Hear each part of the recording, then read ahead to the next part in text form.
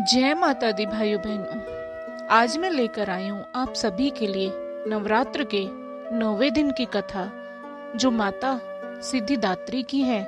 माँ दुर्गा की नवी शक्ति का नाम सिद्धिदात्री है। ये सभी प्रकार की सिद्धियों को देने वाली है। मार्कंडेय पुराण के अनुसार अणिमा, महिमा, गरिमा, लघिमा, प्राप्ति, प्राकम्य, ईशत्व और वशित्व, ये 8 सिद्धियां होती हैं। ब्रह्म वैवर्त पुराण के अनुसार श्री कृष्ण जन्म खंड में यह संख्या 18 बताई गई है। इनके नाम इस प्रकार हैं।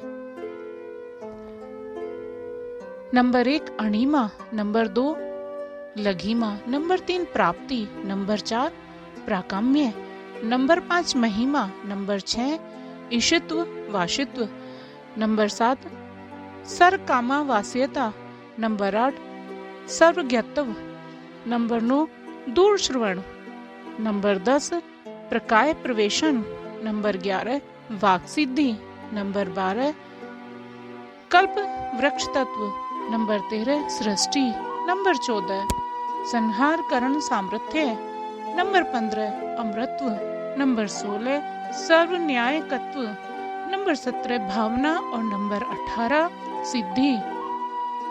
माँ सिद्धिदात्री भक्तों और साधकों को सभी सिद्धियां प्रदान करने में समर्थ हैं। देवी पुराण के अनुसार भगवान शिव ने इनकी कृपा से ही इन सिद्धियों को प्राप्त किया था।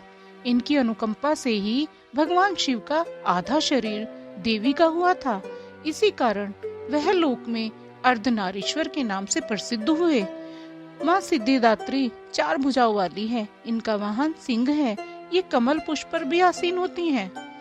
इनकी दाहिनी तरफ के नीचे वाले हाथ में चक्र, ऊपर वाले हाथ में गदा तथा बाईं तरफ के नीचे वाले हाथ में शंख और ऊपर वाले हाथ में कमल पुष्प है।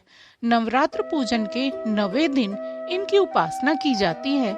इस दिन शास्त्रीय विधि विधान और पूर्ण निष्ठा के साथ साधना करने से साधक में ब्रह्मांड पर पूर्ण विजय प्राप्त करने की सामर्थ्य आ जाती है।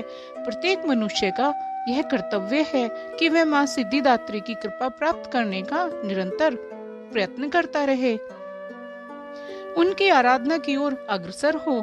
इनकी कृपा से अनंत दुख रूप संसार से निर्लिप्त रहकर सारे सुखों का भोग करता हुआ वह मोक्ष को प्राप्त कर सकता है।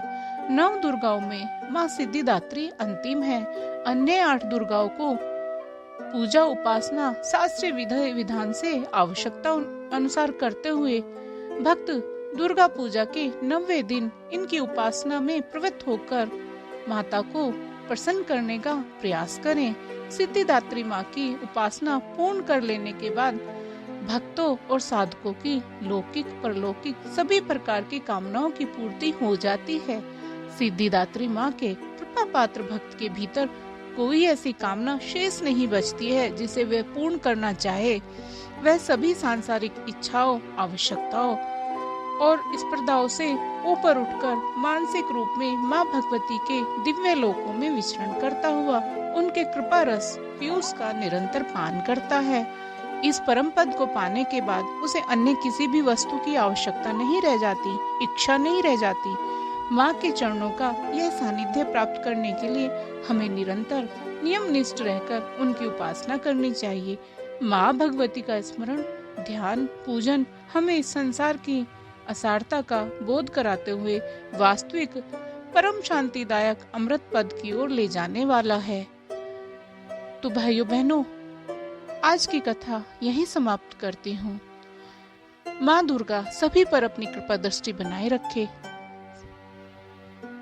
जय माता दी।